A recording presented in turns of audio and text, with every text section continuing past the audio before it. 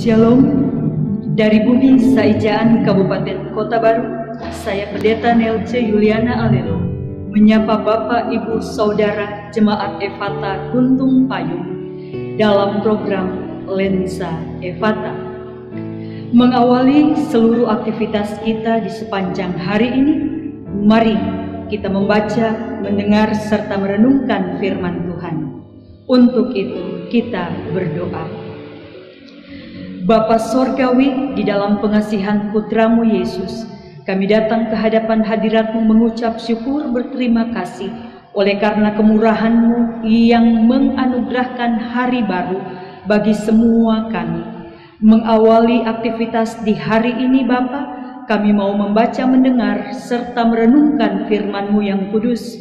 Berkenanlah Engkau hadir dalam keterbatasan dan kelemahan kami. Biarlah Roh-Mu yang kudus yang akan menuntun dan membimbing kami, memberitakan firman hanya menurut maksud dan kehendak-Mu, sehingga sekalian kami anak-anak-Mu boleh dapat memahami, menghayati, dan melaksanakannya dalam hidup beriman hari lepas hari.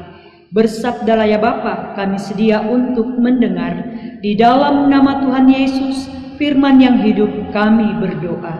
Amin. Bapak, Ibu, Saudara yang kekasih dalam Tuhan, pembacaan Alkitab bagi kita pada hari ini, Selasa 31 Mei 2022, terambil dari Alkitab Perjanjian Lama, Kitab Ester, pasal 1 ayat 14 sampai 17 yang menyatakan, adapun yang terdekat kepada Baginda ialah Karsena, Setar, Admata, Tarsis, Meres, Marsena, dan Memukan, ketujuh pembesar Persia dan Media yang boleh memandang wajah raja dan yang mempunyai kedudukan yang tinggi di dalam kerajaan. Tanya raja, apakah yang harus diperbuat atas Ratu Wasti menurut undang-undang? Karena tidak dilakukannya titah Raja Ahasiweros yang disampaikan oleh sida-sida, maka sembah Memukan di hadapan raja dan para pembesar itu. Wasti sang ratu bukan bersalah kepada raja saja, melainkan juga kepada semua pembesar dan segala bangsa yang di dalam segala daerah Raja Ahasiweros. Karena kelakuan sang ratu itu akan merata kepada semua perempuan, sehingga mereka tidak menghiraukan suaminya. Apabila diceritakan orang, Raja Ahasiweros menitahkan supaya Wasti sang ratu dibawa menghadap kepadanya, tetapi ia tidak mau datang. Demikian pembacaan Alkitab, terpujilah Tuhan Yesus. Haleluya.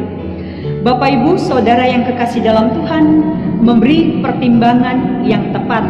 Demikian tema renungan kita saat ini. Bapak, Ibu, Saudara yang kekasih dalam Tuhan Yesus, perhatikan dengan pengalaman-pengalaman yang ada di dalam kehidupan kita sebagai pribadi atau keluarga. Ada saat di mana kita dituntut untuk mengambil sebuah keputusan yang besar. Ketika keputusan itu akan diambil, sudah pasti kita mengambilnya dalam keadaan yang tenang, dalam pikiran yang jernih, dan mungkin sebelumnya sebagian besar orang akan meminta saran, masukan dari sahabat, dari orang tua, dari saudara-saudara yang akan dipakai sebagai bahan pertimbangan sebelum keputusan besar itu diambil. Kenapa hal ini dilaksanakan? Tidak lain dan tidak bukan supaya keputusan yang diambil adalah keputusan yang betul-betul baik. Baik bukan hanya untuk sepihak, tetapi baik untuk semua orang yang menjadi bahagian di dalamnya. Tidak terjadi ketidakseimbangan, apalagi ketidakadilan.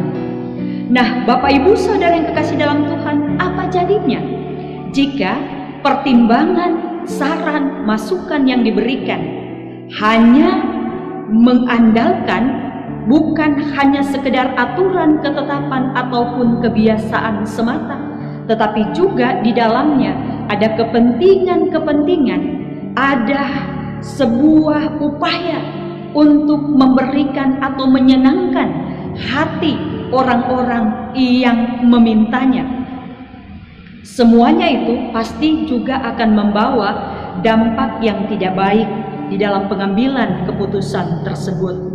Nah, hal inilah yang sebenarnya yang dinyatakan, yang diberikan kepada Ratu Wasti. Siapa Ratu Wasti? Ratu Wasti adalah istri ratu dari Raja Ahasiweros, raja kerajaan Persia, anak dari Raja Darius, yang dikatakan bahwa dia memerintah di wilayah kekaisaran atau kerajaan yang begitu luas, dari India sampai ke Ethiopia.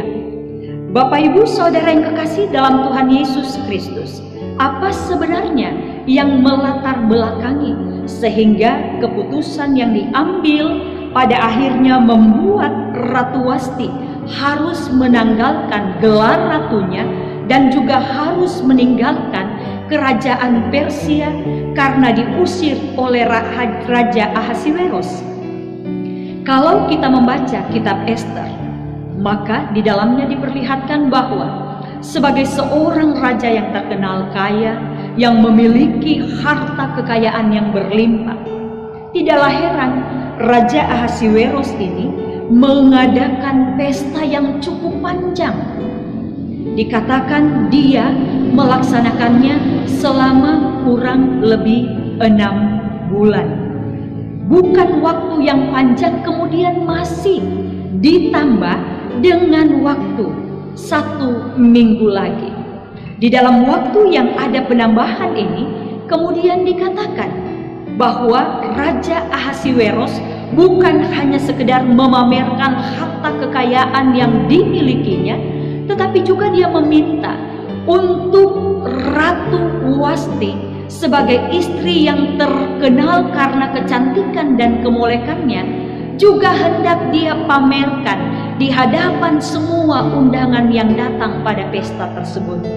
Tetapi ternyata apa yang dititahkan raja ini tidak diindahkan oleh Ratu Wasti, sehingga membuat raja geram.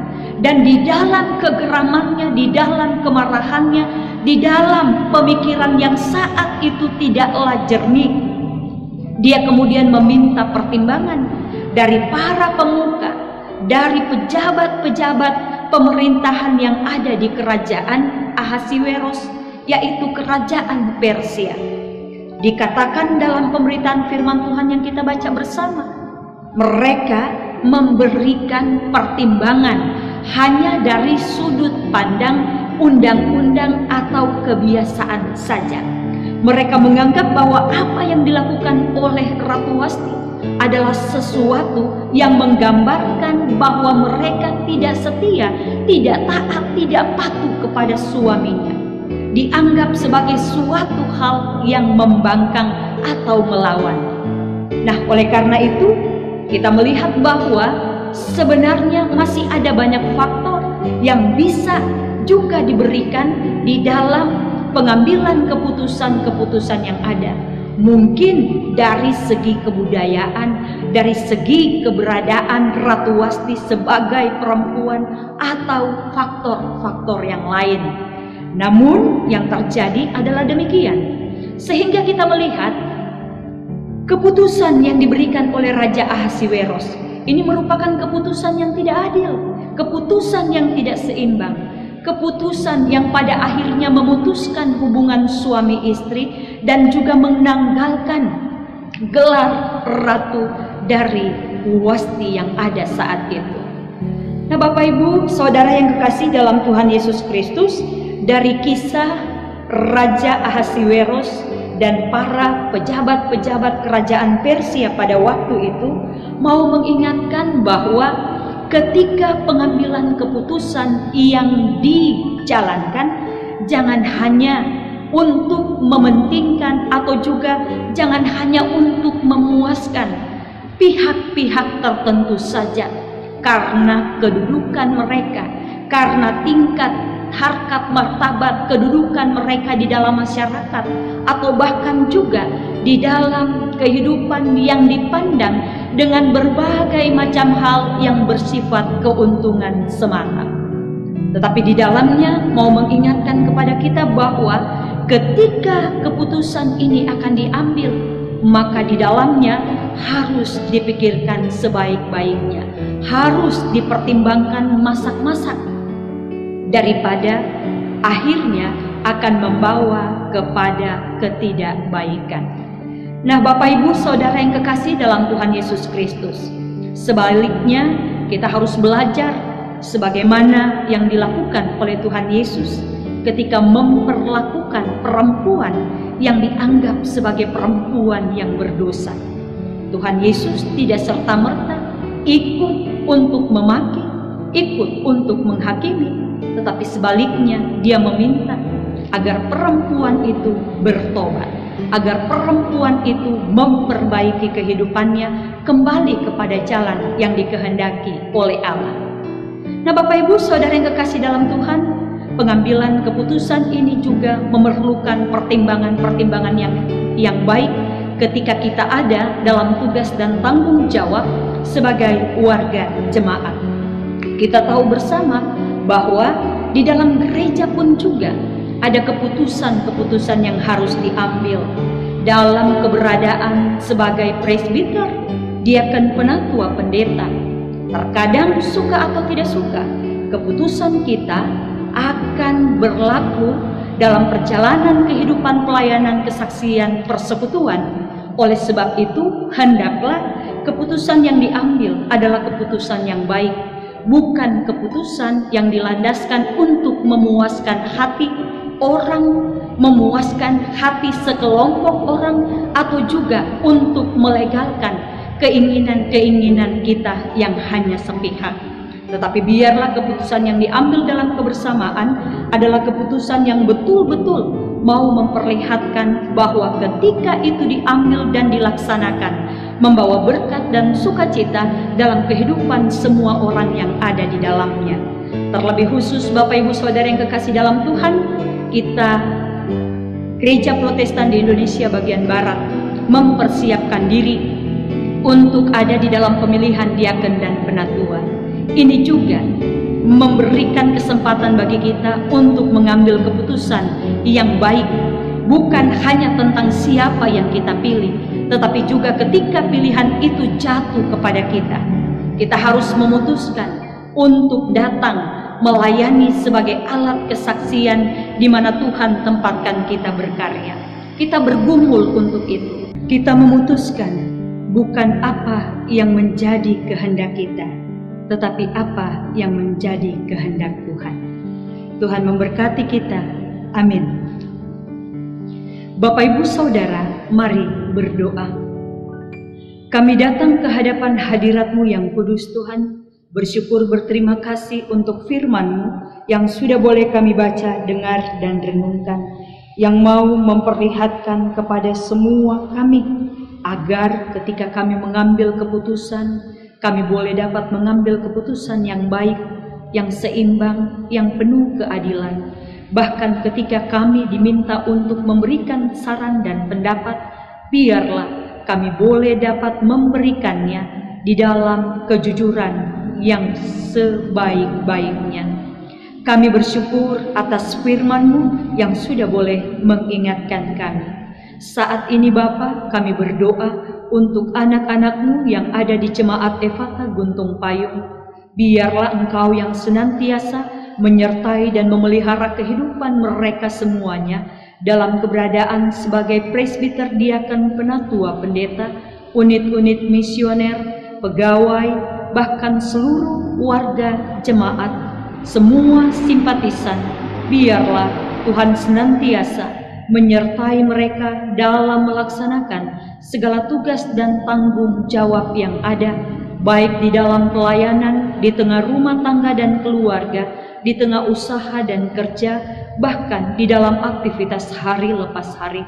Berkenanlah Tuhan karuniakan kepada semua anak-anak-Mu, baik yang ada di induk maupun yang ada di pos pelayanan kesaksian, hikmat bijaksana, umur yang panjang, kesehatan yang prima, berkat yang melimpah. Dengan penuh syukur dan sukacita, mereka terus berkarya bagi hormat kemuliaan nama-Mu saja. Kami doakan anak-anak-Mu yang berada dalam kelemahan tubuh karena sakit yang dialami. Berkenanlah Engkau melawat, menjamah bagian tubuh yang sakit, mengangkat sakit penyakitnya. Berkati semua dukungan topangan, perawatan, pengobatan yang diberikan keluarga, tenaga medis melalui makanan, minuman, obat-obatan yang dipergunakan. Biarlah membawa kesembuhan yang sempurna bagi mereka untuk kembali berkarya. Anak-anak-Mu yang berada dalam duka cita karena ditinggalkan oleh anggota keluarga yang mereka kasihi, berkenanlah Engkau yang memberikan kekuatan dan penghiburan bagi mereka untuk menata kehidupan ke depan sebagaimana yang Tuhan kehendaki. Kami doakan semua anak-anak-Mu yang turut mengambil bahagian di dalam program Lensa Ephata. Biarlah dalam kebersamaan yang baik dan indah, saling menopang, saling mendukung, mereka boleh menghasilkan karya yang dipakai untuk kemuliaan nama Tuhan di tengah persekutuan anak-anak-Mu ini. Ke dalam tangan kasih-Mu yang kudus, kami menyerahkan seluruh aktivitas kami di sepanjang hari ini.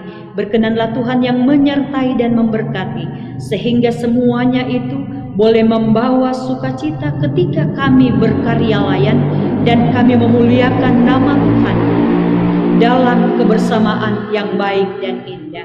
Terima kasih Bapa. Ini ungkapan syukur kami, doa permohonan kami. Ampunkan dosa salah kami. Ke dalam tangan kasih-Mu yang kudus kami berserah. Jadilah menurut maksud dan kehendak-Mu, karena kami percaya rancangan-Mu baik dan indah untuk semua kami. Kami bawa syukur ini, pengharapan ini, dalam pengasihan Putra-Mu Yesus. Tuntun kami dalam kuasa Roh Kudus-Mu. Dalam nama Bapa, Putra, dan Roh Kudus, kami sudah berdoa, kami sudah mengucap syukur. Amin.